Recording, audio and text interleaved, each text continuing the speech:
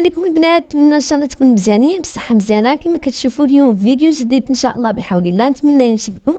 اليوم ان شاء الله بحول الله غادي نهضروا على واحد العشبه او لا واحد كما نقولوا واحد الماده اللي هي زوينه بزاف البشره ديالنا ومزيانه بزاف حتى الجسم ديالنا. المهم كما كتشوفوا هذه غنيه عن التعريف، ما كاينش اللي ما كيعرفهاش، بصح كاين اللي كيتشمت كما نقولوا حنايا يعني في الاصليه، او نقولوا الاصليه، يعني كما نقولوا حنايا هذيك العشبه الاصليه. كما كتشوفوا اليوم عندي هنايا العلك، هذه عشبه سميتها العلك. كما كتشوفوا هذه هي كتكون يعني راها خارجه من هذا العلك. هذا كيجيبوا الناس العشابه كياخذوه من الشجر اللي بحال الكاليبتيس، بحال يعني بزاف ديال اولا الكعكاع ولا المهم اي شجره. والاكثريه كاين الاصلي يعني كيما نقولوا حنايا شي حاجه اللي فري هي ديال الصحراء، زوين ديال الصحراء. الا جا شي واحد يكون عنده ولا شي حاجه هذاك راه زوين.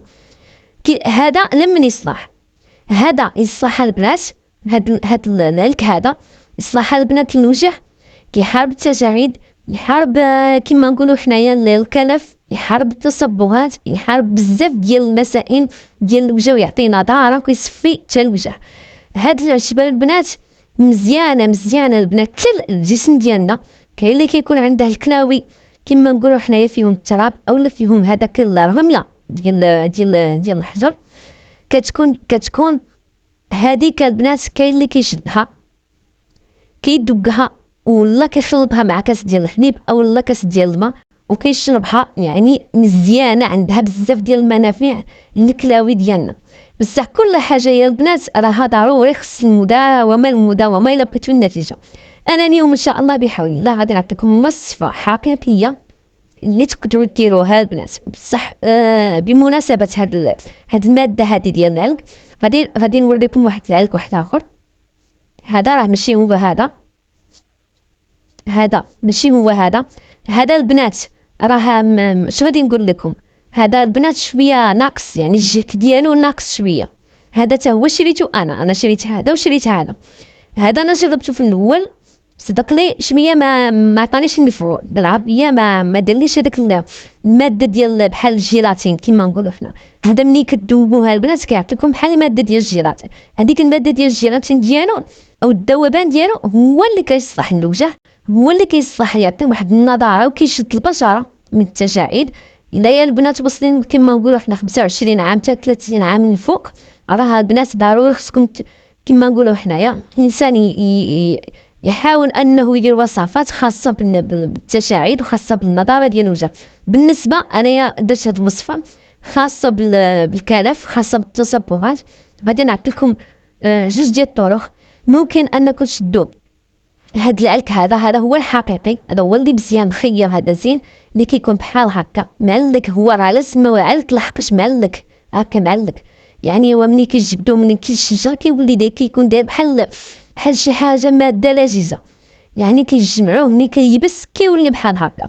راه باينه، راه البنات راه باقي عاد فيه شويه ديال هذا كما نقولوا حنا الجدار ديال الشجره ديالو كيكون بحال هكا. تكبروا الدكون مزيان بالمهراس اولا باي حاجه، الدكون تيوليو خبره وتشدوه وتخلطوه مع نص كاس ديال الحليب يكون شويه سخون، وتخلطوه وتخليه حتى واحد 5 دقائق ولا 2 دقائق، يولي بحال لي جيلاتين، يعطي واحد الجيلاتين كينتج. تبقاو تخلطوه مع الحليب وديروه للبشره ديالكم لمده 3 يعني تقريبا واحد 15 دقيقه حتى 20 دقيقه لمده 3 مرات في الاسبوع. كاينه وصفه اخرى اللي هي ان شاء الله بحول الله غادي نشاركها معكم، اللي هي كنجيبو هذا.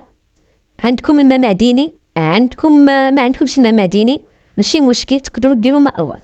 انا استعملت هنا الماء الورد، ها هو كما كتشوفوا انا استعملت ماء الورد. غادي ندير واحد شويه كما كتشوفوا البنات، غادي ناخذ زلافه، غادي ندير واحد شويه ديال الماء الورد.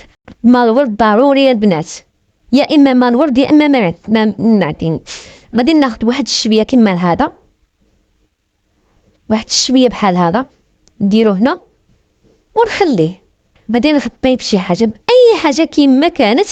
المهم نغطيه هكا البنات. ملي غادي نغطيوه مرة نطلعو عليه نشوفو، مرة نحركو، نخليوه ليله كامله. راهي كنقول لكم هاد العلك هذا اللي شريناه بحال هاد الشكل هذا البنات.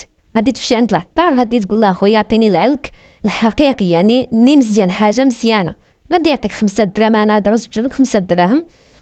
عطاني تبارك الله يعني هذاك الشيء اللي خديتي عليه 5 دراهم ولا 10 دراهم، انت اللي بغيتي.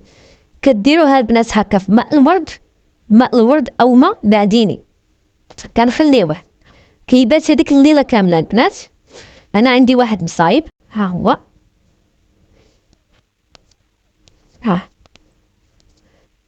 واش غادي نقول لكم، راه مشكله باش يتهز. شفتو كي كيولي داير. شوف البنات، هذا هو العلك الحقيقي. اذا ما دارلكش هكا دير مي، انا نقول لك الصراحه، اذا ما دارلكش بحال هكا، الا ما داركش بحال هاد الطريقه هذه يعني ديال التجبيده وهاد تعلق بحال الجيلاتين، دير خليه. غير ما تشريش. انا نقول لك البنات علاش نقول لكم انا شريو ب 5 دراهم، جربوا لقيتو مزيان يعني حكاك، يعني حاجه كتعلق بحال هاك بحال هكا. نعرفش راكم تشوفوني ولا لا، بحال هكا صافي. الا دار لكم بحال هكا، انا راه بيتو تقريبا ليله كامله. كنجيبوه كناخذ واحد الشميه كل يوم. انا غادي نديرها بحول الله مده 7 ايام. كل يوم البنات واحد الشميه هكا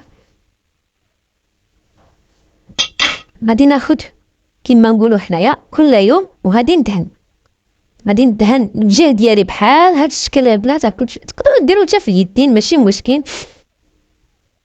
غادي ندهن بهاد الطريقه هادي بشيشيته ولا بصبيعاتكم كيما بغيتو نتوما. غادي ندهن بحال هكا البنات بهاد الشكل هذا فيه الماء الورد، وهاد العلك هذا صافي. واحد الطريفه انا درت ديال العلك، عطاني هاد الشكل هذا كناخدوه كنبيتوه ليله كامله. غديه الصباح المهم غديه الصباح يعني خصو ضروري واحد 24 ساعه، وكتجبدوه. بصح ما تعرضوش للشمس البنات. الا بغيتو النتيجه تكون مزيان تقدروا ديروه حتى العشيه وديروه يعني حتى الليل، وديروا هاد الماسك هذا عباره عن ماسك. هذا منين غادي ديروه البنات، ديروا بحال هكا دهنوا بهذا الشكل هذا. غادي هو راسو غادي يتجبد وغادي ينشف لكم. ما تخيلوه حتى ينشف تماما، وعاد ديك الساعه تبقاو توصلوه ميها دافيه ماشي سخونه، غير دافيه شويه يعني ما يكونش بارد، ما دافيه يعني ما فاتر. تغسلوا هذاك الوجه ديالكم وتمسحوه ودهنوا بشي سيروم او شي زيت او شي بوماده او شي كريم اللي نتوما مارفين ديروا لمده على الاقل نهار ولا نهار ونهار لا. البلايص اللي فيهم الكلف او التصبغات او بغيتي كيما نقولوا حنا تخيدي التجاعيد، او لا كيما نقولوا حنا توحدي اللون او تصفي الوجه لمده 7 ايام على الاقل، او لا نهار لا يعني بحال الا درتي اليوم ما ديريش خطه سيفيني الله يجعل شي بركه. هذيك الساعه غادي هو راسو غادي ينشف. غادي انت تلاحظي بانه نشف. الصح البنات شوفوا والله الا بالتجربه راها روعه يا البنات. بغيت نشارك معكم وصفه اي حاجه انا كنديرها راني كنشاركها معكم، يعني كتعطي واحد النتيجه صراحه بصح المداومه يا البنات. هذا عباره عن ماسك، يا اما تقدروا ديروه يعني كما قلت لكم مطحون مع شويه ديال الحليب، مع الحليب سخون غادي يعطيكم هذه النتيجه. هذه يكون ضروري الحليب سخون. بغيتو البنات ديروا غير ماء الورد اولا ماء معدني وتخلطوه كما نقولوا حنايا هكذا، تخليوه بحال هكا وتخليوه يبات ليله كامله وديروه غير هو بوحدو. ما ورد راكو عارفين راه مزيان بوحدو، راه ما ورد راه مليح. ديروا بحال هكا.